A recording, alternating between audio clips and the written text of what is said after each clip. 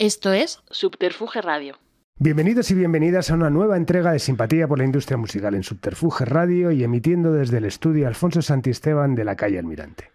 Si Simpatía se ha obstinado en reivindicar a la gente que está detrás del aplauso con el que se honra y se reconoce al artista, hoy recibimos a alguien que para muchos es el maestro de los maestros en lo que velar, supervisar y ayudar a desarrollar el trabajo de otros se refiere. Uno de los grandes productores de discos, de conciertos, de eventos singulares. Un auténtico placer recibir hoy, en Simpatía por la Industria Musical, al grandísimo y necesario Carlos Barea. Bienvenido, Carlos. Bien hallado, muchas gracias. Qué presentación tan cariñosa. Muchas gracias, Carlos. Bueno, cariñosa, merecida me faltan epítetos. No, para nada. Sí. Pero te lo agradezco muchísimo, ¿verdad? No, hombre, es muy emocionante porque además, bueno, que estás viviendo además ahora estos días justo, ¿no? Todo lo que ha sido los 40 años del Rock and Ríos y... Sí.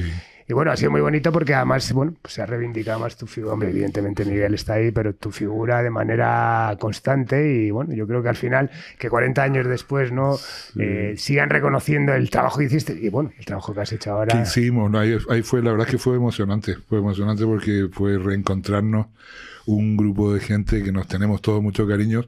Algunos no nos habíamos visto desde hace... No sé, a Thijs Van Lier, por ejemplo, no lo veía desde la gira que hicimos el año 83. O sea, no veía hace 39 años que no nos veíamos. Con los demás sí teníamos contacto. Con Tato, por ejemplo, y Mario, que viven también fuera. Tato Gómez, que vive en Austria. Y Mario Argandoña, que vive en Alemania. Que son como mis hermanos. Nos vinimos juntos de Chile hace ya casi 50 años. Y entonces con ellos sí he tenido contacto, pero no nos habíamos visto tampoco mucho. O sea, entonces fue... desde ese lado muy emocionante y como te digo, de un equipo de gente. No creas que esto es falsa humildad, Carlos, sino que te lo digo, o sea, que no es todo esto que ocurrió fue, tú sabes, las cosas no las hace nunca uno solo. Totalmente. O sea, fue producto de un equipo de gente muy muy potente. Ellos eran siguen siendo una banda espectacular, que suenan desde el primer minuto, que nos sorprendió otra vez cuando nos juntamos ahora a ensayar. Pues fue contar 4 y empezar a sonar y fue un flashback, de repente decir, ¡buah! ¿Cómo suenan? La verdad que fue una experiencia muy bonita para todos, para nosotros, como la banda, digamos, y yo creo que para Miguel también. Sí. Miguel también porque yo creo que no nos dejamos de sorprender de lo que ha significado ese disco para mucha gente, ¿no? Cuando haces las cosas nunca te imaginas qué va a pasar. Claro. Y en el caso de este en concreto nunca nos imaginamos que iba a pasar tanto, que iba a significar tanto, ¿no? Que para tanta gente, todo el mundo tiene una historia. Sí. Lo decía hablando, no me acuerdo con quién le comentaba, esto es como cuando te preguntan ¿dónde estabas el 11S? ¿Dónde estabas el 19 de marzo? El 11 de marzo. Hay cosas que tenemos que saber muy claras dónde estábamos cuando ocurrieron. Y con el Rock and Rio pasa lo mismo. Todo el mundo se acuerda. Fue mi primer concierto. Fue el primer concierto que me llevó mi padre. Yo lo vi en Sevilla, no sé qué. Todo el mundo se acuerda. Y entonces es muy bonito y, como te digo, fue muy, muy, muy emocionante. Sí, hombre, un disco además que, bueno, como bien dices, está en la retina de los recuerdos de mucha gente, porque pues para mucha gente que conozco además fue su primer concierto. Yo recuerdo perfectamente también cuando lo vi con mis padres además. Pero bueno, que al final fue un concierto importantísimo y además, bueno, como veremos después todo lo que implicó, ¿no? Porque además creo que además el equipo que hicisteis no solamente fue un concierto en sí, sino que además precursores, bueno, de casi lo que es la industria moderna ahora, como se entiende, de festivales y de historias, ¿no? O sea, que realmente fue algo apasionante. Bueno, te hemos conseguido traer también porque vives en Valencia, hablas ahora en Sevilla. En Sevilla. Sí, desde hace ya 19, casi 20 años. Ajá. Viví 30 años en Madrid y llevo 50 años aquí en España. Me vine muy chavalito, adolescente, y viví 30 años en Madrid, que sigue siendo la ciudad en la que más años he vivido y que sigue siendo de alguna manera mi ciudad. Me siento más madrileño que en ningún otro sitio. Y desde hace 20 vivo en Sevilla, que es una ciudad bellísima. Fantástica. Y muy divertida. Y llevo ya casi 20 años. Qué bueno. Pero viniendo a Madrid cada 2 por 3. Ya lo sé. Ejemplo, sí. Bueno, siguiendo un poco tu biografía oficial, ¿no? Naces en Antofagasta, Chile, Sí. vives y estudias en Santiago y, bueno, vienes de una familia musical, tu abuela era bolerista, tu madre y tu tía tenían un dúo ya, Sonia y Sí. Miriam. Vamos, que desde pequeño, ¿no? Convives y convivís la familia con el ambiente musical. Total, como me decía una vez en broma Javier Ruibal, me decía que lo traen los gérmenes. Pues sí, lo traemos en los gérmenes toda la familia. Totalmente. Bueno, pues incluso ahí ya en el año 71 formas tu primer grupo, ¿no? Tiza, ¿no? Sí. Que ya nos habló Paula, tu hermana, que estuvo aquí Ajá. junto a Roberto Espinosa. Tuve una experiencia antes del grupo. Antes de Tiza, sí. Yo tenía 12 años. Ajá. Y Paula tendría 9 y mi hermana Cristina 6, o sea, los niños, y nos juntaron con 3 niños más, también hijos de un publicista, Lucho Sousa, publicista argentino radicado en Chile, muy conocido, y una actriz de telenovela que se llamaba Elena Meyerholz. Y entonces nos juntaron y grabamos un single navideño, con canciones de Navidad, con dos villancicos que habían estado compuestos por un compositor que era muy famoso en Chile, Pancho Flores del Campo. Era un compositor así muy conocido que había hecho un musical muy, muy conocido. Y fue mi primera incursión, grabar un single con 12 años, que luego no hicimos nunca más como grupo, pero fue mi primera, digamos, así, la primera cosa que hice, así un semi-profesional, ¿no? Porque Tiza ya fue más profesional. Tiza, ¿no? Fue profesional, Tiza sí ya montaba un grupo que lo montó el director del grupo era... se llama Roberto Espinosa.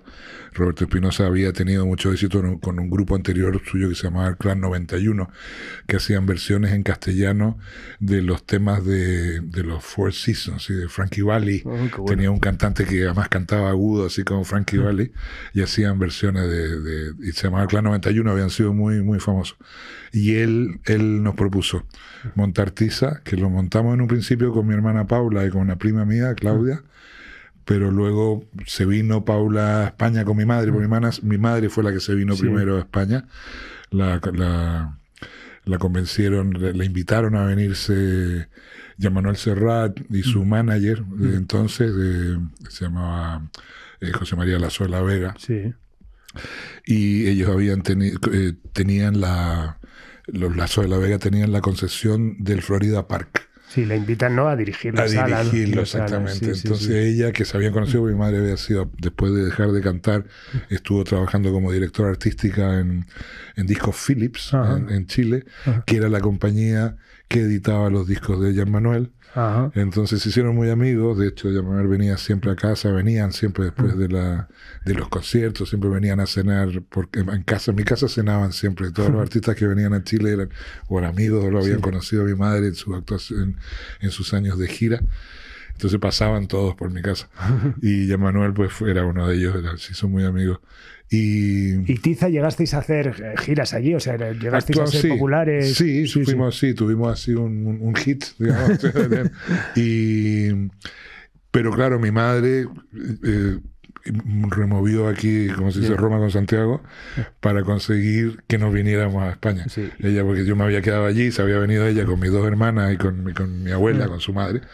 Y yo me quedé, yo decidí quedarme, porque tenía el grupo, le dije, mamá, yo me voy a quedar aquí. Y claro, y entonces ella hizo todo lo posible y nos consiguió aquí un contrato para producir, para venirnos disco, aquí, ¿no? Producidos por Manolo Díaz. Manolo Díaz. Qué grande, sí. Totalmente. O sea, que era un proyectazo, vamos. Sí, momento, ¿no? Es un disco bien, lo grabamos ahí en Audiofilm, con arreglos de Pepe Nieto. Qué maravilla, sí. Y tocando todos los grandes músicos que había en esa época de sesión. Todos los para Discos Columbia, que estaba aquí cerca, en la calle... en la Plaza Vázquez de Mella. Exactamente. La actual Plaza Cerolo, ¿no? Sí. Y fue el primer lugar que conocí cuando llegué a Madrid, porque llegamos un domingo por la mañana. Qué bueno. Al mediodía comí, llegué a las 10:30 de la mañana a España. A las 2 de la tarde estaba comiendo en un restaurante italiano que existe todavía, que se llama El Ducho, que está enfrente del Bernabéu. Ajá. A las 4 de la tarde estaba viendo al Real Madrid, invitado por mi tío postizo Raúl Matas, que era un locomotor, exactamente, muy amigo de mi madre. Mi tío Raúl nos invitó al fútbol. Y al día siguiente vinimos a la oficina de Discos Columbia en la Plaza Vázquez de Mella. Qué bueno. O sea, fue Y ya, bueno, ya había, tu madre estaba ya con lo de Florida Park. Bueno, y ya Paula también nos contó, joder, bueno, que había grabado el disco del single de Heidi, de la banda sonora de Heidi. O sea, claro, eso fue después, porque mi madre en el Florida Park duró muy poquito. De esto de la noche se le hacía muy pesado. Y entonces empezó a trabajar en Discos Columbia, le ofrecieron la dirección artística de Discos Columbia, donde estuvo unos años, en concreto también los años cuando nos vinimos nosotros, y después fue directora artística de RCA. Vale. Y cuando estaba en RCA fue cuando vino el pelotazo de Heidi y tal. Vale. Y hubo que grabar las canciones en castellano, y entonces dijo, pues la canten mis niñas, y lo cantó Paula y Cristina, mi hermana Cristina. Las dos cantaron tanto lo de Heidi como con lo de Marco. Lo de Marco, lo que fueron Abuelito, dime tú. Yo que voy mucho al rastro todos los domingos, yo creo que es el single que más ves, o sea, de la cantidad. Ya sabes que al final todo lo que llega al rastro son las casas que van tirando y tal. Y es el single más visto de la historia. Sí.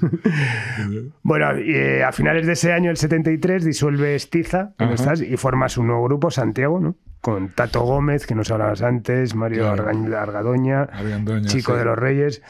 Y bueno, que el proyecto que ya era un paso en madurez, me imagino. La verdad es que cuando empezamos era una cosa que no tenía mucho sentido, porque estábamos a finales del 73 y nos juntábamos en mi casa. Tato y Mario se habían venido, y Carlos Eduardo también, se habían venido porque como a Tiza nos surgió la posibilidad de hacer algunos bolos y tal. Ellos nos acompañaban. Tiza era un grupo vocal, éramos 2 chicos y 2 chicas, absolutamente vocal, una especie de ABBA, salvando la distancia, antes de ABBA, ¿no? Pero era esa la fórmula. Sí, bueno, que había mucho en Latinoamérica, como los tíos queridos en Argentina. Exactamente esa historia. Eso es correcto. Además, Roberto Pinoza era un tío que le gustaba mucho todo lo que era las armonías vocales, aprendimos mucho con él, y entonces éramos muy seguidores de los Carpenters y cosas así, ¿no? O sea, un trabajo vocal así muy bonito, y entonces Tato y Mario nos acompañaban. Y la verdad es que me llevaba yo con ellos casi mejor que con él. Me llevaba bien con el grupo, pero con ellos me llevaba particularmente bien. Porque cuando se disolvió el grupo, nos juntábamos en mi casa, bueno, en casa de mi madre, yo estaba viviendo en casa de mi madre, y nos juntábamos por las tardes y componíamos en inglés. ¿Sabes? La verdad es que no parecía no tener ningún sentido. Pero ellos al mismo tiempo entraron en la banda de una cantante americana que vivió aquí muchos años en España y que tuvo un éxito espectacular en Europa. Se llamaba Donna Hightower, que tuvo un súper éxito con un tema que se llamaba This World Today is a Mess. Y luego hizo un disco con Dani Daniel, ¿no? Claro, exactamente, que fueron pareja con Dani. Entonces Dani le componía muchas canciones, le componía y tal, y la producía. Y Donna, entonces Tato y Mario entraron en el grupo de Donna. Y Donna era artista de Discos Columbia, o sea, mi madre era su directora artística. Y por esas cosas que de la vida, el 28 de diciembre del 73 era su cumpleaños, y nos invitó a su casa a su cumpleaños, que cuando fuimos y eran 5 personas. Estaba su secretaria, su manager alemán, un señor de la compañía de disco alemana y alguien más. Y nosotros fuimos con Tato y Mario. Carlos Eduardo en ese momento estaba en Austria, y le cantamos ahí Cumpleaños Feliz, hacía voces, armonizado, y ella empezó, oh, mis niños, qué bonito, y le cantamos las 3 canciones que teníamos montadas en ese momento, y el manager alemán pues se enamoró de nosotros. Y nos dijo, mira, tengo un socio capitalista, él pone el dinero, yo se lo gasto, nos dijo literalmente, y estamos buscando un grupo en el que invertir, trabajar, desarrollar. ¿Os vendríais a Alemania? Le dijimos, pues sí. Dijo, pues mandadme una maqueta. Y entonces grabamos una maqueta, que la grabamos me acuerdo el 1 de enero, que no había, no sé, que mi madre consiguió ahí que el ingeniero del estudio que estaba aquí en la calle Libertad, el estudio de Discos Columbia, nos grabara la maqueta, grabamos nuestra maqueta, y a los 10 días estábamos en Colonia. Y esas cosas yo creo que pasan una vez en la vida. Nos metieron en un piso que pagaban ellos, nos dijeron, métanse ahí. A componer. Exactamente. Vosotros a componer y nosotros nos vamos a poner a buscar compañía, productor y tal. Y ahí estuve, yo aguanté 2 años y medio. El grupo siguió, de hecho, después, pero yo no aguanté. Aproveché un momento en que hubo un cambio de compañía y surgió una compañía que nos ofreció un contrato que implicaba comprometerse por, como se firmaban antes los contratos, con 3 años, con opción a 5 y tal, ¿no? Sí, sí.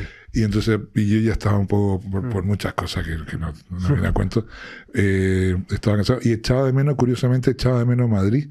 Me había enamorado de la luz de Madrid y vivíamos en Colonia, que es una Alemania, pues ya sabes, tienes aquí las nubes encima en todo el día.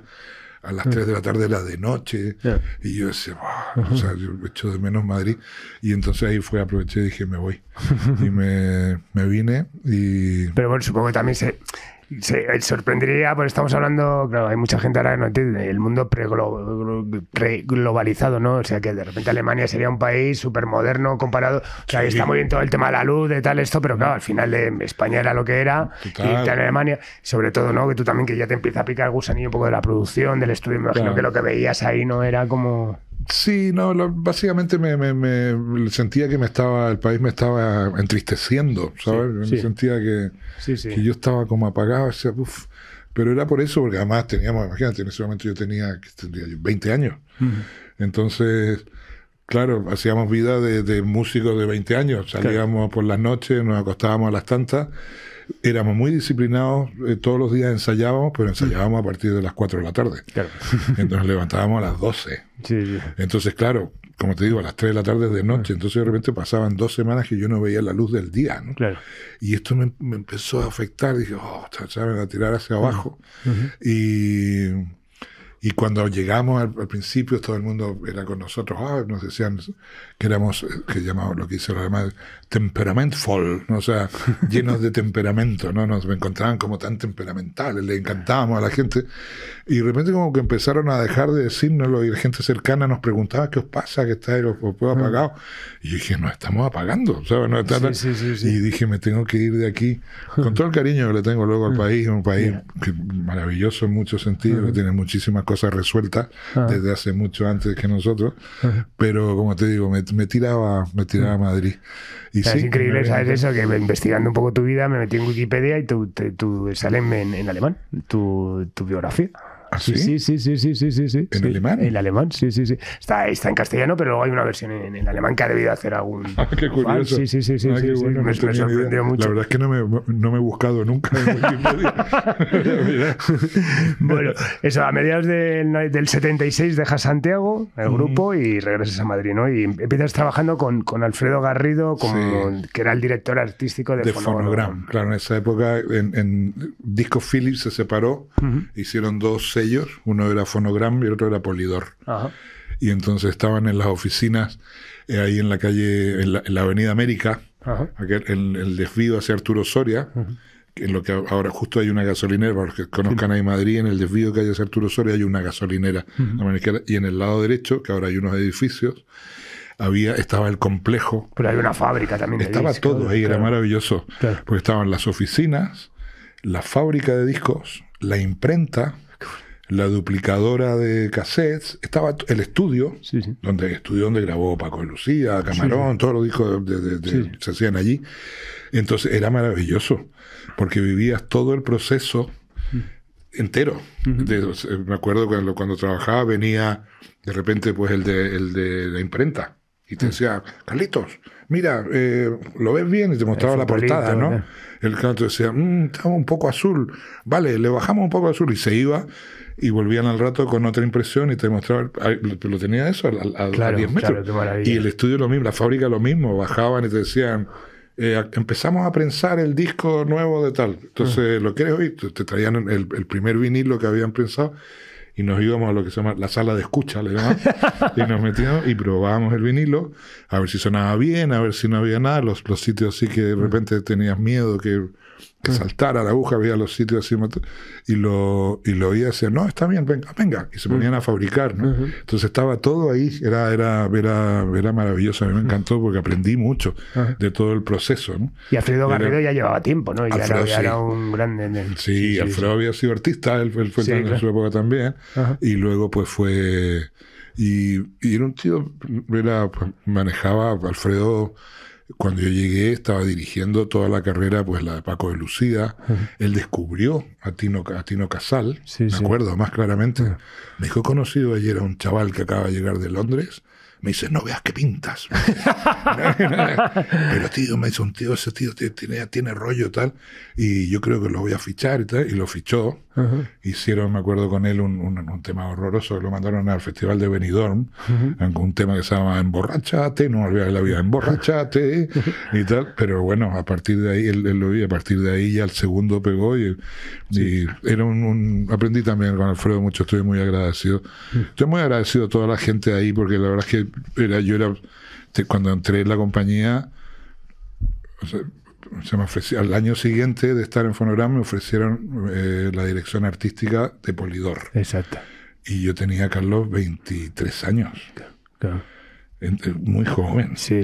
No sabía, no sé nada ahora, imagínate entonces. ¿Quién te hace la oferta para ir a Polydor? Me la hizo el director en ese momento de Polydor, que era Juan Manuel Romero, que luego estuvo unos años trabajando en BMG. Juan Manuel me lo ofreció porque el director artístico que había en ese momento, que se me acaba de ir, ahora mismo te voy a decir el nombre en 10 segundos. Parejo, Juan Antonio Parejo, que era un fiera de la promoción, realmente su fuerte era la promoción. Entonces lo habían puesto en dirección artística y volvió a la parte de promoción, que era lo que él sabía. Entonces Juan Manuel era el director de Polydor. Y el director de las dos compañías, digamos, por encima era Saúl Tagarro. Vale. Que luego fue a Warner. Sí. Y entonces estaba toda la gente. El director de la compañía era Mariano Zúñiga. Mariano de Zúñiga y Aparicio. Sí. Y que él fue el que me contrató. Realmente fue pues mi madre lo conocía de sus tiempos de Philips. Y entonces la entrevista me la hicieron por intermediación de mi madre. Mi madre lo llamó, le dijo, mira, mi hijo se acaba de venir de Alemania y estaba buscando ahí donde trabajar. Y entonces me llamaron y me hicieron una entrevista y me vi con Mariano de Zúñiga, me entrevistó luego Alfredo Garrido y me ofrecieron el trabajo. ¿Y con qué artistas recuerdas trabajar ahí en la época de Polydor? En Polydor, cuando llegué, pues uno de ellos era Miguel Ríos. Sí. Miguel, estaba Maciel, los Gemelos del Sur. ¿Qué más artista había? Más o menos, sí. Bueno, y grabas la primera maqueta de Nacha Pop también. Claro, porque sí, exactamente, porque ellos iban, la gente, sobre todo Nacho García Vega y su hermano, José Ramón, eran amigos de Saúl Tagarro, y estaba empezando toda la movida, la nueva ola inglesa. Y entonces Saúl los invitaba y venían ellos a la compañía un poco a asesorar a Saúl. Y entonces le hablaba, no, y esto está funcionando, y esto no, y tal, y le comentaba, y Saúl y entonces en una de esas yo había grabado una maqueta de los zombies.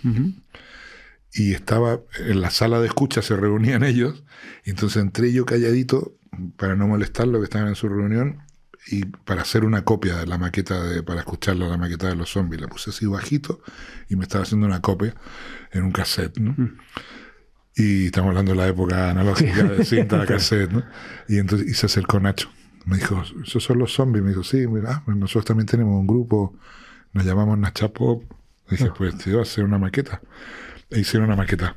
Qué bueno. Que estaba Chica de Ayer, Sol del Caribe, y otra canción más en inglés, que siempre cuento esto, nunca me acuerdo el nombre.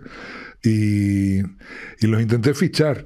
Les ofrecí un contrato, pero se nos adelantaron, se me adelantaron la gente que eran mucho más duchos, digamos, más que la gente de Hispavox, donde estaba ahí, le ofrecí, justo porque a raíz de que Saúl un día me dice, vamos a traer a Madrid de promoción a hacer un concierto, vamos a hacer un concierto con Siouxsie and the Banshees, y necesitamos un telonero. Entonces le dije, pues el grupo de tus amigos, los Nacha, que son muy buenos, acaban de hacer una maqueta y los quiero fichar.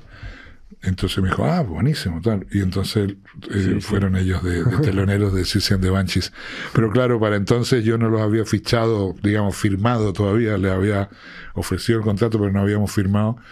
Ni tampoco se me ocurrió decirle, pues, una cláusula de oye, no firméis con nadie, ¿sabes? Sin antes de hablar conmigo, ¿no? Y entonces nada, liberalmente me los levantaron. Pero lo que pasa es que nos hicimos de todos muy, muy buenos amigos. Nos llevábamos muy bien, siempre me llevé muy bien con ellos. Y entonces nos encontrábamos siempre y siempre nos llevábamos muy bien, hasta que muchos años después me ofrecieron. Sí, exacto, que de hecho, produje. Claro que sí, seguramente por eso luego conservasteis una amistad que quizás era haber trabajado. A mí me pasa muchas veces de grupos que no consigo fichar y tal, y que luego se han convertido en grandes amigos, y si al final entre cervezas por la noche acabas diciendo, pues mira, mejor, ahora somos amigos y no. Total. Bueno, y como dices, en esa época empieza también la relación con Miguel Ríos, ¿no? Que en ese momento, si no me equivoco, está con la gira La Noche Roja, ¿no? Miguel, cuando justo en el momento de entrar a Polydor, que fue en septiembre-octubre del 77, Miguel acababa de editar Al-Ándalus. La Noche Roja, la Huerta Atómica había hecho. Entonces editó Al-Ándalus. Y al año siguiente hizo la gira de La Noche Roja. Que fue de las primeras giras que se hacían así, más o menos bien montadas. Bueno, ya sabes, Miguel, podemos hacer aquí un monográfico de Miguel, de todas las cosas que ha hecho como primero, porque efectivamente él fue el primero en hacer muchas cosas. Entre ellos, puede ser una gira, y trajo un equipo inglés, y montó una gira con un cartelazo, que estaba él, estaban Triana, Tequila, Iceberg, Guadalquivir, y llevó en la gira, a petición de la compañía, llevó a Salvador, que la compañía acababa de fichar. De hecho, cuando entré, justo también al mismo momento de entrar a la compañía, ya Juan Manuel Romero estaba ya negociando con Julián Ruiz, que era productor de Salvador, para fichar a Salvador, ¿no?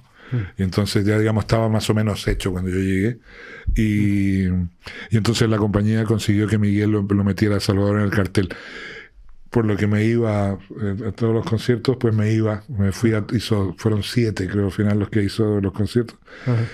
Y yo me iba a todos los conciertos como el de la compañía. Me iba así acompañando a Salvador y tal, y fue también, pero que me sirvió, entre otras cosas, para ver a Miguel en directo. Porque Miguel es muy curioso, porque en ese momento estaba como cuestionado dentro de la compañía, ¿no? Porque no vendía. O sea, Miguel venía con la fama de haber hecho el Himno de Alegría, de toda la historia, pero todos estos proyectos suyos, que eran muy interesantes artísticamente, comercialmente no lo eran tanto, ¿no? Como la Huerta Atómica y Al-Ándalus, que era un experimento de empezar a hacer música rock mezclado con raíces andaluzas y tal, que no fue ni el primero ni el único, pero había esa onda también. Pues no comercialmente no eran muy rentables, digamos. Entonces estaba como cuestionado de la compañía, estaba la gente diciendo, Miguel, sí, no sé, tiene sentido seguir intentándolo con Miguel Ríos o no, y tal. Pero a mí me sirvió los conciertos estos de ver la fuerza que tenía en directo Miguel, y que sobre todo cuando se ponía a hacer lo que a él le gustaba, que era rock, ¿no? Y me vino a ver un día, vino a ver a mí como director artístico, y era su director artístico, y me dijo, yo quiero grabar rock, no quiero hacer rock en castellano. Y nada, le dije, pues Miguel, pues para adelante, pues, venga, vamos a hacerlo, ¿no? Y entonces fue cuando grabó Los viejos rockeros nunca mueren. y que era como una reivindicación del rock en castellano en un momento que también era una cosa que el rock en castellano no tenía. Yeah. O sea, el rock tenía que ser en inglés. Claro. O sea, el rock, si no era en inglés, pues nada, era una cosa muy marginal, ¿sabes? Elitista. Había grupos en Madrid, había toda la movida del final de los 70, estaban todos los Leños y Ñu y todo, ¿sabes? Coz y todos estos grupos. Pero lo mismo, eran grupos que sí y tal, pero que comercialmente no eran grupos que vendieran así mucho. Entonces la industria pues lo miraba como una cosa así, está bien, pero tampoco pasa nada. Y entonces en ese disco, en Los viejos rockeros nunca mueren, grabó Miguel cosas como El rey del rock, o El rock de la cárcel, o sea, y era las raíces. Total. Empecemos vamos desde el principio un poco. Y no solo funcionó el disco, sino que también funcionó la relación nuestra entre él y yo, porque el disco empezó con muchísima gente en el estudio, fue un disco multitudinario, había mucha gente, muchos músicos, muchos coros, mucha gente, pero claro, a medida que fue avanzando el disco, el estudio se iba quedando cada vez más vacío. Y a mí me gustaba porque además había tenido ya experiencias en Alemania, un poco en la mesa. Claro. El productor nuestro en Alemania era Dieter Dierks, que era el productor de Scorpions. Ya, que ahí siempre cuento la anécdota muy graciosa. Nosotros grabamos antes que los Scorpions. Cuando grabamos nuestro primer disco, Scorpions estaban a punto de grabar el suyo. Y entonces iban a veces al estudio, porque ellos son suizos, entonces venían a Alemania y venían al estudio y nos miraban a nosotros con cara de envidia. Estos están grabando estos discos, y nosotros nunca fuimos arrogantes, pero los mirábamos como diciendo, hola, ¿qué tal? Ya os tocará, ¿no? Y luego, como yo me digo, a ellos les fue un poco mejor que a nosotros. Y entonces Dieter se convirtió en un productor pues que lo empezó con mucha demanda. Y entonces, claro, pasábamos, cuando estábamos grabando nuestro segundo disco, de repente pues eso lo llamaban de Japón. Y se iba al teléfono y nos quedábamos solos en el estudio. Y claro, yo como instrumentista nunca fui un buen instrumentista. Y mis compañeros todos, Tato, Mario y Carlos Eduardo, sí, eran excelentes músicos. Entonces yo terminaba por aburrirme un poco porque no les podía seguir. Entonces me iba dentro y me ponía en la mesa. Y le empecé a encontrar el gustito a eso, a armar en la mesa, a armar cosas. Y de repente hacían algo que me gustaba y les decía, oye, tocar eso otra vez, tal. Y empecé como a producir sin saber qué estaba haciendo, ¿no? Pero le cogí el gustito a eso, ¿no? Y me pasaba con las grabaciones, tanto con la época de Fonogram, cuando estaba como era ayudante de Alfredo, pues me tocaba como asistente ir a las grabaciones de la noche. Claro. Me decía, pues, había grabaciones, no sé, de grupos como Trébol, no sé, tal. Entonces yo me acercaba ya a mirar un rato, y siempre terminaba un poco pues metiendo las manos en la mesa, ¿no? Y tocando cosas, o probando historias, o jugando a armonizar, ayudar. Me gustaba siempre, por lo que te contaba antes, todo el rollo el trabajo vocal siempre me gustó mucho. Entonces terminaba involucrándome. Y me pasó esto con Miguel. Y al final del disco, cuando llegó el momento de grabar las voces, ya no quedaba nadie en el estudio más que el ingeniero Pepe Loeche, que en paz descanse, ingeniero maravilloso al que le debo mucho, y Miguel. Y entonces empecé a echarle una mano, digamos, a la hora de cantar. Y hubo sintonía, nos entendimos muy bien, nos llevamos muy bien, tanto que entonces me pidió que produjera su siguiente disco. Qué bueno, o sea, pasaste de ser el ejecutivo de la compañía, del departamento artístico, pasaste a ser su productor, claro, pero sin dejar de ser el director artístico. Entonces fue muy curioso porque él le dijo a la compañía, creo que Carlos produzca mi disco, y entonces que le deis un royalty de productor. Y mis jefes pues decían, pero si él tiene su sueldo, y decía, ya, pero su sueldo es como director artístico, no como productor. Y me consiguió un porcentaje, y grabamos el Rock and Roll Boomerang, el disco, que venía en el Rock and Roll Boomerang, venían temas como Santa Lucía, que fue un super pelotazo. Claro, es una canción que si no la tienes en la cabeza es que no has vivido en este planeta. Entonces, y leyendo, claro, no sabía la historia de Roque Narvaja, ¿no? Cuéntanosla, por favor. Pues sí, Roque lo conocí cuando Roque se vino de Argentina, en los años más duros de Argentina, cuando se vino pues mucha gente como también los Steve, los Roth, todo, o sea, se vino mucha gente, y entonces, y entre ellos Roque. A través de una amiga de mi madre que trabajaba en el mundo editorial, Nélida Lobato, López, que me perdone ahora, no me acuerdo. El caso es que Nélida me llamó, me dijo, mira, está viniendo un chaval de Buenos Aires que es muy bueno y tal, que pertenecía a un grupo que se llama La Joven Guardia, a los que yo conocía de nombre, habían tenido un súper éxito, El extraño del pelo largo, entonces, a principios de los 70. Y entonces le digo, hombre, si sé quién es y tal. Y lo conocí y nos hicimos muy amigos. Aparte que me encantaba lo que hacía, pues nos hicimos amigos, muy, muy amigos, y nos juntábamos en las noches, así los fines de semana.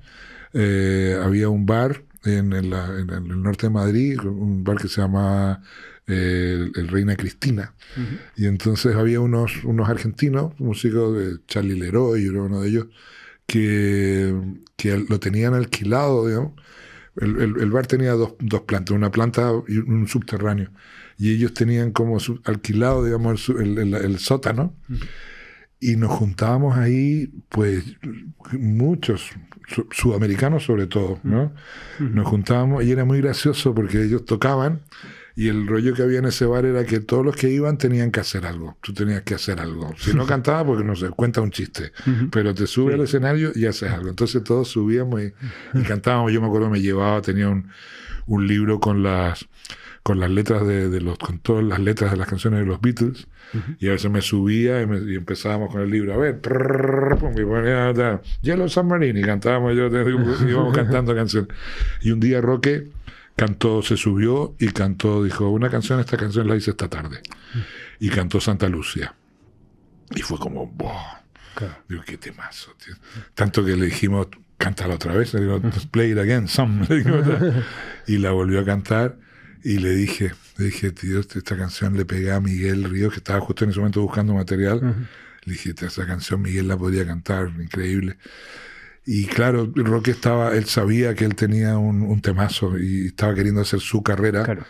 Y me dijo, tío, es que esta canción yo la quiero para mí y tal. Le dije, pues hagamos una cosa, juntémonos con Miguel y muéstrale canciones y tal. Y nos juntamos, hicimos una reunión y Roque le mostraba canciones y no tocaba Santa Lucía. Y yo lo miraba, claro, era mi tronco, mi colega no lo quería dejar en evidencia delante de Miguel, porque yo lo miraba y le hacía gestos con la cara, diciendo, tío, y se negaba a tocar Santa Lucía, hasta que en un momento que nos quedamos solos, Miguel se levantó al baño, no sé qué, y le dije, Roque, por favor, muéstrale Santa Lucía, que fue cuando me dijo, tío, es que la canción esta me gusta mucho y yo la quiero usar para mí. Y me aventuré, le dije una cosa que de verdad creía en ese momento, pero parecía la excusa que se pueden dar a alguien, que le dije, Roque, si es un tema que si de repente Miguel lo hace un hit, a ti te va a abrir muchas puertas, te va a venir muy bien para hacer tu proyecto, ¿no? Y entonces me dijo, venga, vale, está. Y se la mostró a Miguel. Y Miguel dijo, ya, sí, la quiero grabar. Pero luego vino una segunda parte, que es que Miguel al mismo tiempo, él estaba queriendo reivindicar su etapa de rockero. Porque siempre todo el himno de alegría, todo el mundo quería que Miguel, ya sabes, las compañías siempre quieren hacer lo que llaman un follow-up, ¿no? Entonces todo el mundo siempre le pedía baladas a Miguel, ¿no? Tienes que hacer una balada, que le ofrecían hacer Aranjuez. Miguel quería hacer rock, y entonces de repente se vio con que iba a tener otro pelotazo, una balada, ¿no? Y entonces estaba un poco así, que no estaba muy seguro. Y de hecho, de ese disco se plantearon hacer dos versiones de ese disco. Una versión para España rockera, con los temas más rockeros, y una versión para el extranjero con un poco más de balada, en el que iba a ir Santa Lucía. Santa Lucía no iba a ir en el disco de español. Y entonces tuvimos que empezar a decirle, Miguel, tío, ¿cómo no va a ir Santa Lucía en el disco? O sea, que además venía toda la gente que venía al estudio y que escuchaban el disco. Cuando tocábamos Santa Lucía, todo el mundo pues se desmayaba, decía, ¡wow, qué canción! Y al final tuvimos ahí que convencer a Miguel. Miguel no pudo ir contra la evidencia, ¿no? Todo el mundo decía, y al final entonces dijo también que sí.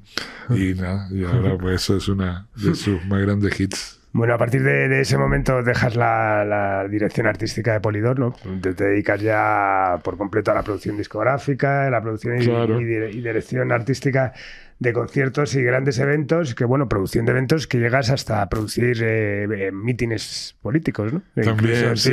Eso fue, curiosamente, es todo culpa de Miguel, o sea, porque sí, como te digo, cuando pegó Santa Lucía, me empezaron a llamar para ofrecerme producciones de grupos, pero yo seguía siendo el director artístico de Polydor.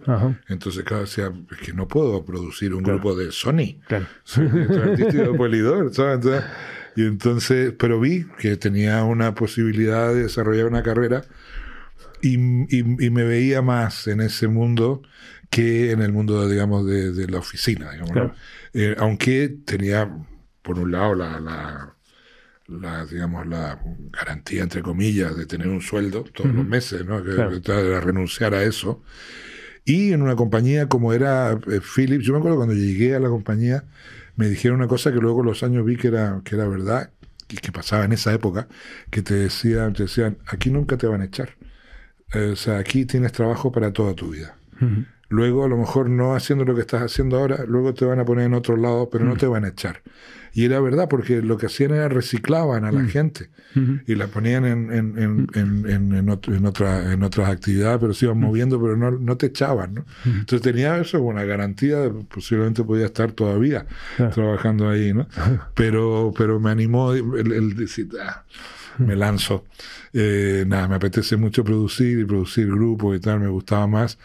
Y entonces pues me salí. Miguel, te digo culpa de Miguel porque Miguel me lo puso muy fácil, porque la producción que me habían ofrecido era como en octubre, y estábamos a principios de año todavía, y Miguel me dijo, pues vente conmigo. Como en el disco había hecho coro y tocado percusiones, que es una cosa que me encanta hacer y sigo haciendo, me dijo, pues vente tocando coro, haciendo coro y percusiones en la gira conmigo, y con eso pues de aquí te mantienes de aquí hasta finales del verano y ya luego te lanzas con tus producciones. Y fue lo que hice. Y entonces ahí empecé. Y unos años después, el año 82, fue cuando empecé a tocar con él, y estuve todos esos años, el año 80, 81, haciéndome de gira con Miguel como músico.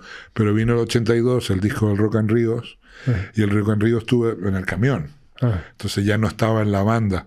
Y cuando llegó el verano, pues de repente Miguel me dijo, tío, ¿y tú qué vas a hacer? Y yo, pues nada, en mi casa, así ya no estoy en la banda ya. Wow, tío, no, puedo. Entonces le empezaron la gira del 82, que fue muy difícil, una gira muy complicada, porque era una gira que estaba ya firmada casi en su totalidad ya el año anterior, porque Miguel era muy potente en directo, entonces eso se había corrido la voz, entonces ya estaba casi firmada, pero claro, nunca al nivel de lo que se convirtió el Rock en Ríos. Entonces era una gira donde se tiró todo el verano Miguel peleándose con los promotores locales porque los cambiaban de sitio, los fichaban para tocar en un sitio para 1000 y lo metían en un sitio de 10.000, y sin avisar llegábamos nosotros con nuestro equipo, que no sonábamos fatal, y Miguel salía al escenario, empezaba, aquí van engañados porque y entonces, y ahí me llamó y me dijo, vente, me dijo, no, me acuerdo, me dijo, no tengo ahora mismo mucho dinero para pagarte, me dijo tal, ¿sabes? Pero lo único que necesito es que te pongas y prepares y trabajes en cómo hacemos esto bien. Esto el año que viene, hacer una gira bien hecha. Me dijo, enróllate con los ingleses, que llevamos siempre, aquí no había equipos de sonido ni suficiente como para hacer, entonces con calidad y tal, los conciertos, ni cantidad tampoco. Entonces me dijo enróllate con ellos, que te digan cómo se hace esto fuera, y el año que viene hacemos una gira bien hecha. Qué bueno. Y me encargó la producción de la gira del evento de este que fue la gira con Leño y con Luz, Casal, que hicimos 35 campos de fútbol por toda España. Y entonces, claro, ahí empecé a meterme en la parte de la producción. Y la gente que traía llevaba el sonido, era una empresa que se llamaba Sonora, que la llevaban una pareja, Charo García y Kjell Johansson, se llamaba el sueco, lo llamaba, porque lo era. Y entonces ellos dos tenían esta empresa, y a través de ellos me vino el hacer campaña, porque ellos empezaron a montar todas las campañas para el PSOE, para Felipe. Y se hacían, cuando se salía de campaña, se hacían 3 o 4 caravanas que hacían distintas, lo iban haciendo, haciendo los meetings. Y me fui, era lo mismo, que, o sea, los meetings al final era lo mismo que rock and roll. Incluso con mucho más, por ejemplo, la cuestión de los tiempos era mucho más estricta que en un concierto de rock. Porque ahí te decían, Felipe va a aparecer a las 17:32. Se va a subir al escenario a las 17:36 y va a terminar de hablar a las 18:02 y se va a subir en un coche. Entonces, claro, era al minuto. Entonces, claro, tú tenías actuaciones justo antes y tenías que hacerlo todo medido para que todo fuera rodado, para que cuando llegara Felipe, digamos, el top of the bill, el que cerraba el cartel, o sea, estuviera todo en su momento y saliera todo. No podíamos hacer esperar a Felipe antes de decirle, no, que está terminando de cantar una canción. Entonces había al final, pero era eso, es puro rock and roll. Sí, y además Felipe era una estrella del rock totalmente. Absolutamente. Bueno, un montón de eventos, bueno, no podríamos hablar de todos, pero bueno, cosas significativas, por ejemplo, que no sabía que lo habías hecho tú, luego he leído mucho y tal. Esto, el concierto del aniversario 40 principales, que eso fue una auténtica pasada, ¿no? Fue, y además, importantísimo para mí, porque aparte, los conciertos que te estoy contando antes y la producción era una producción principalmente técnica. O sea, era coordinar la entrada de los equipos, y que los camiones, y que el escenario, toda esa historia. Pero cuando me llamaron, me llamaron en concreto Luis Merino y Sandra Rotondo. Luis Merino en ese momento era el director de las cadenas en la SER, y Sandra, a quien conocía porque Sandra es hija de una amiga de Miguel. Sandra la conocí cuando tenía 18 años en la gira de La Noche Roja. Sandra... Sí, lo contó aquí, como es lo primero que hizo, ¿no? De becaria, un poco así, ¿no? Con 18 Sandra, años. Exactamente. Claro, te lo había contado. Pues Sandra fue la que me llamó. Sandra y Luis me llamaron y me ofrecieron hacer este concierto de los 40 principales, que la diferencia que tenía era que era la dirección artística del concierto. No tenía que ver ya con la parte de producción, sino que armar el concierto, ¿no? Y eran 45 artistas. Y ahí tuve la idea, yo no sé si la inspiración o lo robé, o sea, se me ocurrió, no sé si algo, pero llegamos a la conclusión de que lo mejor era tener una banda para todos. Y lo que sí sé que se me ocurrió, que fue lo que funcionó, fue la manera de hilarlos, de ir uniendo los artistas. Entonces, lo que hacíamos era que salía un artista, cantaba una canción suya, invitaba a otro, cantaban juntos una canción, se iba el primero, perdón, se quedaba el segundo cantando una canción suya, invitaba a un cuarto que cantaba, y entonces así se iba hilando. Resultado que cada artista estaba 3 canciones en el escenario, la que lo habían invitado, la suya y la que él invitaba, y era constante sin parar, y funcionó espectacular. Fue un concierto que duró 7 horas y media. Concierto, pero no se movía nadie, porque además eran todos número 1. Claro. Sí. Uno detrás de otro, que yo tenía así, amigos, amigas, me decían, pero que justo me daban ganas de ir al baño, y cuando me iba a ir empezaba otra canción y decía, ay, no, todavía no puedo ir. Y se habían tirado 7 horas aguantando la gana de ir al baño. Y la verdad es que fue un concierto muy bonito, fue un concierto que resultó espectacular. y del que estoy también agradecido porque fue un concierto que luego me generó a mí casi como una nueva vía de trabajo, una nueva profesión que es la dirección artística de conciertos. Entonces ahora, desde entonces, a muchos conciertos donde ven que va a haber muchos artistas, pues me llaman y me ofrecen y me encanta. Me encanta armarlo y proponerle pues dúos entre ellos, tríos y todo ese tipo de cosas y un poco armar la rutina y la curva, digamos, del concierto, que fue, lo tengo que volver a nombrar otra vez, pues algo que aprendí mucho con Miguel. ¿no? Claro. Miguel es un genio a la hora de montar curvas, ¿no? De las curvas de un concierto, ¿no? O sea, montarlos, en qué momento subir, qué pasar luego, cómo levantarlo después de una falada. Y todo eso lo utilicé para hacer este concierto, que fueron 92 canciones. 7 horas y media de concierto, 92 canciones, pero es fantástico. Y como te digo, luego me generó pues mucho trabajo. Que bueno, yo no sé si fragua o no, pero siempre yo estoy en el comité de pro musical y siempre que sale de vamos a hacer unos premios y el primero es siempre Carlos Narea. Así que nada. Bueno, luego un montón de eventos fantásticos, inolvidables, como ese concierto de Antonio Vega, bueno, has hecho en Latinoamérica, ese Rock and Ríos que ha culminado ahora con esos 40 años. Y bueno, y en paralelo un montón de producciones de estudio, imposible también ver todos.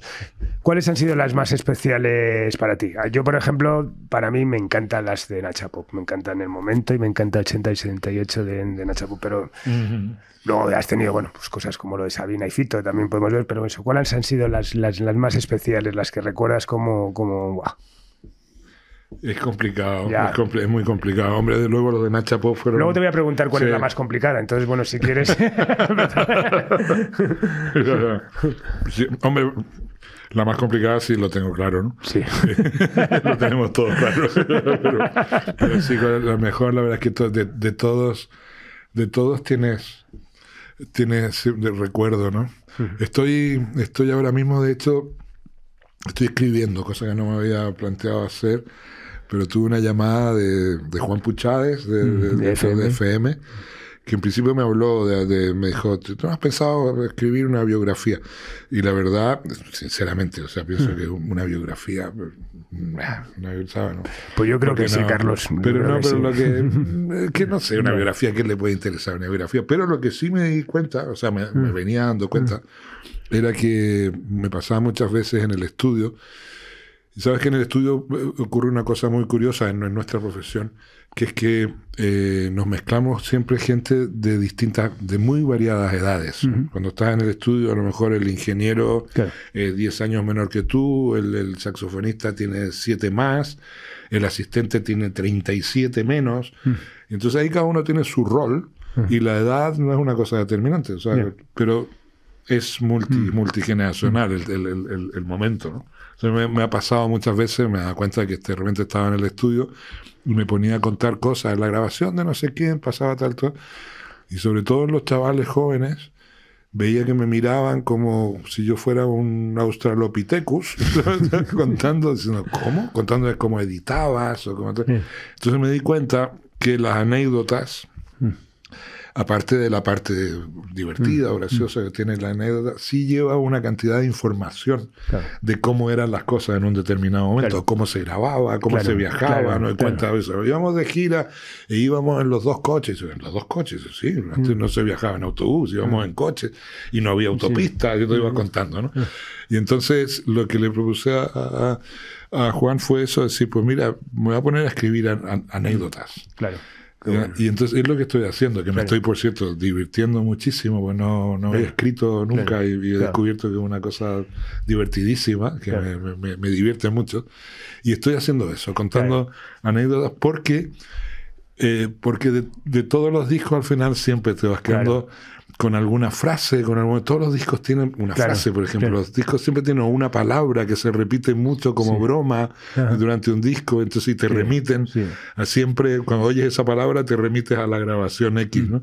Entonces todas te van dejando alguna historia, ¿no? Entonces es muy divertido. La verdad es que Entonces, al final es muy difícil elegir cuál disco te has divertido más. Imposible. Imposible. Con Nacha, siempre me divertí. Siempre que me hablo de Nacha, siempre digo lo mismo. Que es de la gente con la que más me he divertido, porque es que me reía siempre y me sigo riendo. O sea, con Nacho García Vega, por ejemplo, esa parte de un buen amigo, debe ser de los amigos más divertidos también que tengo. Es muy inteligente, Nacho. Muy entonces simpático. muy rápido. Y entonces tiene un humor que a mí me encanta. Y lo tenían ellos, lo compartían. Antonio, él y Carlos Brooking, los tres tenían entre ellos un lenguaje que era muy gracioso, con la que me divertía mucho, y entonces tengo 20, 30 anécdotas con ellos de cosas que me acuerdo, de cosas que decían, que pasaron y que son muy divertidas, ¿no? No, está muy bien el tema de las anécdotas, pero también a los que nos gusta la antropología musical, por ejemplo, me acuerdo mucho de mi amigo Marcos Juan de Dios, que es un musicólogo de la Universidad Complutense, que es un fanático del sonido y de la producción, pero un estudioso. Entonces está profundizando mucho el tema de los estudios de Madrid, que claro, joder, al final es una pena, no eso, pero esa época dorada, esos Sonolan, esos Quirios, esos estudios de la calle Libertad de Colombia. ¿Qué recuerdas? ¿Qué estudios te gustaba a ti grabar? ¿Qué recuerdas ahí como...? A mí el estudio que más cariño le tenía era Eurosonic. Eurosonic estaba en la calle María Teresa, ahí al lado donde estuvieron las primeras salas de ensayo de ritmo y compás, a la vuelta. El estudio y que lo llevó durante muchos años Pepe Loeches. Pepe Loeches fue un ingeniero maravilloso, fue de los primeros ingenieros que se fueron a estudiar a Londres. Y entonces regresó y sabía más que nadie. Y era extraordinario. Y aparte, una bellísima persona que a mí me ayudó y me enseñó muchísimo, porque como te digo, era muy jovencito, tenía 23, 24, entonces claro, por ejemplo, en el disco este de Miguel de Los Viejos Rockeros, claro, estaban ahí todos sus amigos músicos que tocaban musicazos, todo, pero tíos mucho más grandes que yo, o sea, de 10 años, entonces claro, yo les tenía susto, ¿sabes? Me daban, ¿sabes? O sea, ¿cómo le digo yo a Luis Fornés, pobrecito de un padre descanse también muy querido, ¿cómo le digo yo a Luis Fornés? Eso no está bien, o toca otra cosa, prueba atrás, ¿cómo le digo eso? Y entonces, o ¿cómo le digo eso? ¿Cómo le digo a Miguel Río? Miguel, has desafinado, ¿sabes? No tenía la experiencia de decirlo. Entonces, Pepe me ayudaba mucho. Y me decía, por ejemplo, dile que no te ha gustado. Y decía, pero ya, dile, oye, no me ha gustado, repítelo. Bueno, oye, que no, repítelo, que no sé. ¿Ves cómo no pasa nada? Qué bueno. Y me ayudó muchísimo a vencer esos miedos. Y me bromeaba mucho, siempre. Me llamaba, siempre me decía yo era, ¿cómo está? ¿Cómo me decía? ¿Cómo está mi...? Porque había salido una cosa en una reseña, en alguna revista, había salido una reseña de un disco que había producido yo y que ponía que era un sonido muy americano, ¿no? Y entonces él con eso me bromeaba mucho. Me decía, hombre, el productor de sonido americano. Y que venía al estudio y me bromeaba, ¿no? Hombre, el productor de sonido americano, ¿cómo estamos? Y yo lo adoraba Pepe. Y era un estudio que estaba muy bien. A ver, sonaba bien, tenía una buena escucha, era muy acogedor.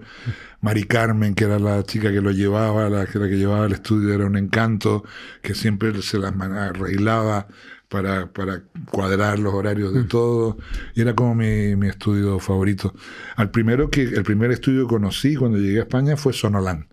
Fue Sonolan, que estaba también, pobrecito para descanse, Juan Binader en la mesa, que fue el primer estudio más que vi que parecía un estudio, porque en Chile, en los estudios que habíamos grabado, estaba eso en un estudio de 2 pistas, o sea, no. Claro. Y aquí entré en Sonolan cuando llegué, que fue donde grabamos el disco de Tiza, los días. Entré en Sonolan y parecía que estaba yo en una nave espacial, ¿sabes? O sea, claro, o sea, esto es una mesa, wow, una mesa de 16 canales. Era como, wow, 16 canales. Y entonces, que yo siempre cuento, digo, ahora tengo en el ordenador, en el portátil, tengo un estudio de 100 y pico canales. Que es también otra cosa que siempre he sentido que he tenido mucha suerte, ¿no? Que he podido vivir los dos mundos, el mundo analógico y el digital, y el paso. Sí. de una cosa a otra, ¿no? Qué bueno. Que siempre, ¿no? Que siempre una... Que no, está muy bien porque hay mucha gente que se queda ahí en la nostalgia, ¿no? Es que antes cómo sonaba y tal, pero bueno, al final, oye, es asimilar los tiempos. Y bueno, lo que tú dices, pues mira, en el ordenador llevas 100 y pico pistas que tal. Bueno, entonces quedamos con la producción más complicada fue Enemigos íntimos de Sabina y Fito. Eso fue una bomba de relojería desde el principio, ¿no? O sea... Se fue complicando,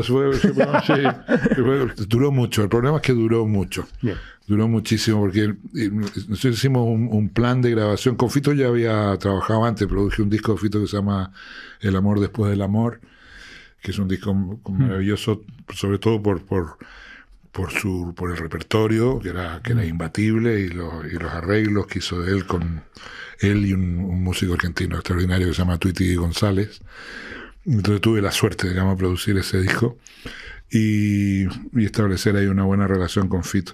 Y a Joaquín, al que conocía, nos habíamos trabajado juntos, también nos llevábamos muy bien, entonces me ofrecieron producir el disco.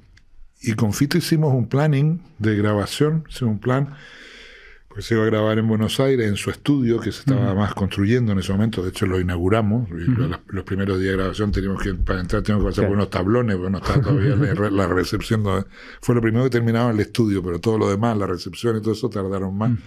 Entonces, al principio entrábamos como en una obra, cuando entrábamos y entramos en el estudio, que el estudio sí estaba terminado. E hicimos un plan con Fito de grabación, porque íbamos a también utilizar cuerda, y la cuerda podía los miércoles en la tarde y los viernes por la mañana y cosas así, ¿no? Entonces hicimos un plan para ir grabando todos los temas, y un plan en que íbamos a tener todas las bases grabadas en 15 días, todas las bases con la cuerda y todo, ¿no? Y lo fuimos llevando a rajatabla, y cuando llevábamos 15 días teníamos ya todas las bases grabadas. Terminamos 6 meses, tardamos 6 meses en terminarlo. Entre ir grabando las voces y vamos a repetir y voy a cambiar esta letra y claro, tuvieron ahí, porque la gente cree que se pelearon, no se pelearon. Ellos no se peleaban, simplemente funcionaban con otro ritmo. Claro. Y en distintos horarios. Claro. Joaquín es más nocturno y mucho más lento, y le masticaba y le da vuelta a las letras, y ahora la cambio, que nosotros sufríamos, porque claro, yo tenía las maquetas y las letras eran espectaculares. Y empezaba a grabarla y decía, un momento, voy a cambiar una cosa. Y empezaba a cambiarlo. Y claro, yo decía, ay, por favor, si es que me encanta lo que decía, pero claro, las propuestas que te hacía eran igual de buenas o mejor. Entonces, cualquiera le dice a Joaquín Sabina, eso no está bien escrito. Porque es imposible, porque está muy bien escrito siempre, ¿no? Y todas las propuestas eran buenísimas, ¿no? Entonces, pero bueno, se fue alargando, y al final me tiré 6 meses en Buenos Aires, que no está mal, no es un mal sitio para estar 6 meses, pero muy largo. Y sobre todo con la presión, claro, que nos superpasamos de presupuesto, o sea, me van a matar, o sea, la compañía es que me van a matar cuando empiecen a haber números. Nos tenemos 6 meses en un hotel, en un muy buen hotel. Claro. O sea, no hay presupuesto que resista eso, ¿no? Claro. Y entonces, y luego es una pena, porque, digamos, toda la literatura que hubo después alrededor del disco, porque es un disco que me gusta mucho.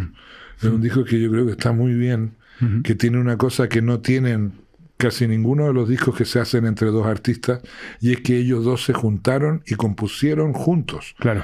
O sea, todas las músicas, salvo 2 canciones, todos son temas que se juntaron y son músicas de Fito y letras de Joaquín, que se juntaron primero en República Dominicana y después se fueron a Bariloche, en el sur de Argentina, a componer y para ese disco. No es que se juntaran y dijeran, yo tengo estas canciones, ¿cuáles tienes tú? Y las hacemos juntos. No. O sea, las compusieron juntos.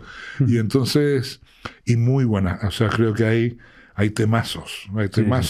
Hace muy poquito, por casualidad, porque la verdad es que nunca oigo discos que he producido por una razón de que es que siempre digo lo mismo, pero que sigo trabajando. O sea, claro. lo oigo y sigo mezclando. O sea, no los disfruto. Se me quedó eso bajo, eso está, no sé, lo que sea. O sea, es como la gente que no se escucha. Por ejemplo, yo nunca me escucho un programa mío porque te da acorde tal, pero al final es eso, porque claro, tú mismo se reflexiona, ¿no? Como, joder, esto hubiese hecho esto. Totalmente, claro. Entonces, sí. O como en las entrevistas también, ¿no? Siempre cuando llega a casa y dice, ay, podía haber dicho esto. Se me olvidó contar esto, ¿no? Pero claro, como te digo, nos pasó un poco, me pasa eso. Pero hace un par de días, por casualidad, escuché un tema del disco que se llama Lázaro, que me encanta, en el que Sabina casi rapea, habla, pero con mucho rollo, y me quedé enganchado, y después escuché otro tema que se llama Si volvieran los dragones y tal, y me quedé diciendo, ¡guau, qué buen disco! O sea, qué buenos temas. Bueno. Y me encanta, pero luego, desgraciadamente, de alguna manera pasó para mucha gente desapercibido, no tuvo el reconocimiento que debería haber tenido el disco. Se quedó en el morbo más. Exactamente, se quedó más en la anécdota esta. Uy, estos se pelearon. Que no se pelearon. La verdad es que no se pelearon, simplemente hubo tirantes en el sentido de las diferencias de horario. Fito tenía programado hacer una película, tenía ya todo organizado para meterse, y se lo había dicho a Joaquín. Joaquín, me voy a meter con la película, y veía que iba avanzando el tiempo y que se le iba echando el tiempo encima. Y Joaquín iba con otro ritmo, ¿no? Totalmente, ¿no? Fue una pena. Pero bueno, por lo que fue complicado, pero el resultado, como te digo, a mí me encanta. Qué bueno. Bueno, ¿y en qué algún proyecto confesable en el que estás metido ahora? pero por una cuestión, Carlos, que tengo todavía reminiscencia de mis raíces sudamericanas, que soy supersticioso en ese tema. No te gusta hablar de nada que no tienes. No, porque no sé por qué, siempre, porque al final no funcionan. Me pasa mucho que cuando cuento los proyectos después por algún motivo se caen, y como estamos en una etapa además en que de 10 proyectos 10 se caen o 9, ¿sabes? Totalmente. Entonces, pero estoy haciendo cosas divertidas, estoy ahí metido en cosas divertidas. Lo importante es que haya proyectos. Sí. Bueno, una pregunta que siempre hago a todo el mundo: ¿quiénes han sido tus referentes en la industria musical, la gente que consideras que han sido para ti especiales? Si los hubiera. Muchísimo. No sé, además que bueno, que a ti la industria más te ha tocado muy por tema familiar. A nivel producción, mi ídolo máximo es desde luego George Martin. El productor de los Beatles siempre ha sido mi ídolo. Pero aquí en España sí, también fui muy admirador siempre de Fernando Arbex. Fernando me parece que era un tío talentosísimo, que hizo cosas espectaculares que no solo funcionaban en España, sino que en todo el mundo. O sea, y también hace poco le di un telefonazo, porque hacía muchos años que no hablaba con ella, a una mujer que admiro muchísimo, que fue una extraordinaria músico y muy buena productora, que fue Mariní Callejo. Joder, es mi gran asignatura aquí. Sí, no lo he conseguido todavía. No. Mariní, pues eso, que produjo a Fórmula Quinta, a Maritrini, en un momento en que no existían tampoco mujeres, muy pocas en la industria. Estaba ella, estaba mi madre, en Colombia estaba Carmen Grau, en Disco Zafiro, pero había pocas mujeres más. Y en la producción, pues eso, muy pocas. Y Mariní, pues no sé, qué pena. Si te puedo echar una mano en convencerla, pues lo haré. Lo he intentado ya por varios lados, pero a ver si por tu lado también lo consigo, porque sería fantástico. Aparte, es una pena porque, bueno, es una persona que ya sabes que se ha retirado del mundo en el amplio sentido de la palabra, y tiene una historia alucinante. O sea, yo cuando la cuento, la gente no da crédito, ¿no? Y encima es eso, bueno, pues una mujer en esa época, bueno, pues al final todo lo que hizo. Y luego la industria, pues mucha gente que a la que he admirado, no sé, José María Cámara puede ser uno de ellos, con todos los... Siempre lo cuento, lo difícil que era trabajar con él, era difícil, pero era una persona que no sé, un tío sabía muchísimo. A mí me encantaba conversar con él, me gustaba mucho, y de hecho cuando murió se lo puse ahí le escribí una una especie, un texto para él en el que le decía que era verdad, que a veces yo lo llamaba y le pedía cita para ir a verlo. Y no tenía nada en concreto que contarle ni ofrecerle. Lo que me gustaba era por tomarme un café con él y escucharlo. Bueno. Porque le preguntaba, ¿y tú? Porque tenía siempre una visión de hacia dónde iba la industria muy clara, y me encantaba hablar con él. Y pues luego eso, a Manolo Díaz, otro al que le he admirado siempre mucho. Aparte de Manolo le tengo un cariño, pues lo mismo, o sea, especial. Tomás Muñoz es otro referente también de gente así Carlos Juan Casado, lo recuerdo mucho, Carlos Juan, que fue director de Virgin y que era un tipo espectacular también, espectacular. Y lo malo cuando te pones a decir nombres es que luego ahora cuando me marche diré, ¿por qué no nombré a tal? No me habré quedado mal, ¿no? Pero hay mucha gente a la que he admirado. Y en cada uno de los ámbitos, ¿no? Como el día que nos vimos también en lo del exactamente, hay muchos managers también a los que tengo mucha admiración y cariño también, ¿no? O sea, han sido muchos mis colegas en muchos de todos los son estos festivales, son imprescindibles contar con la ayuda de ellos, ¿no? Entonces tengo también hay mucha gente a la que admiro en el mundo de los managers y los promotores. Y a los managers y los promotores les tengo también admiración porque por su conocimiento también de la parte del business, ¿no? Porque lo que esa noche dije que es verdad, ¿no? En el show business yo me he sentido siempre a gusto en el show, pero en el business siempre me he considerado muy torpe, ¿no? Y lo he sido, ¿no? Y entonces, claro, admiro a la gente a los listos, ¿ya? A los que saben cómo desarrollar también el business, el negocio de una cosa creativa. Yo me quedo en la parte creativa y me gusta y tal, pero me ha faltado siempre ese otro conocimiento. Bueno, ya sabes que es recíproco y que es muchísima la gente que te admira, vamos, de una manera, y bueno, no hemos tenido mucha relación, pero bueno, muchísima la gente que me ha hablado siempre de ti y bueno, es una carrera absolutamente, vamos, alucinante. O sea, que si no es ese libro general, por lo menos es ese libro de anécdotas que nos ayuda a conocer un poco más una época que sin duda, bueno, pues es parte de la historia de la música de este país. Así que nada, muchísimas gracias, Carlos. Carlos, a ti, aquí te tengo que decir, y no devolverte, que te admiro también mucho el trabajo que estás haciendo. Te preguntaba antes cuánto lleva, porque te llevo siguiendo, te sigo por las redes y vengo siguiendo lo que estás haciendo, de la cantidad de gente con la que te has entrevistado, que tienes me imagino, o sea, si algún día esto lo editas, lo publicas, tal, eso yo creo va a ser la Biblia. Totalmente de la industria, ¿sabes? Hay dos conclusiones que estoy sacando con esto. Una, como voy a muchas clases así, a dar clases en escuelas de negocios, bueno, pues gente, los másters que salen tal, pues los chavales son la gente joven la que está escuchando estos testimonios, lo cual me congratula muchísimo. Luego te decía, ya desde el punto de vista más egoísta, lo muchísimo que estoy aprendiendo, ¿no? Y luego una tercera que es, por eso te decía lo del libro, porque me da mucha pena la poca literatura que hay alrededor de la historia de la industria en este país, ¿no? Es eso, que no haya todavía un gran libro sobre la historia de Hispavox, yo qué sé, de Belter, de Phonomusic, de Eurosonic, de Kyrios, ¿no? Me parece tal eso. El otro día estuvo un invitado aquí que decía, mira, ahora mismo el segundo libro de música más vendido en Estados Unidos es la biografía de la secretaria del presidente de Capitol. O sea, me parecía alucinante, ¿sabes? O sea, que tal y creo que, bueno, pues en lo que pueda aportar por lo menos a todo esto, recabando estos testimonios, que es eso. Buenísimo, pues, me ha hecho recordar a mi cuñado, Salvador, que escribió dos libracos. Mi libro de referencia absoluto. O sea, esos libros son alucinantes. Alucinantes. Sí, estoy de acuerdo. No. Salvador podría ser alguien que escribiera esto que tú estás diciendo. No, Salvador. Seguro lo haría muy bien. Sí.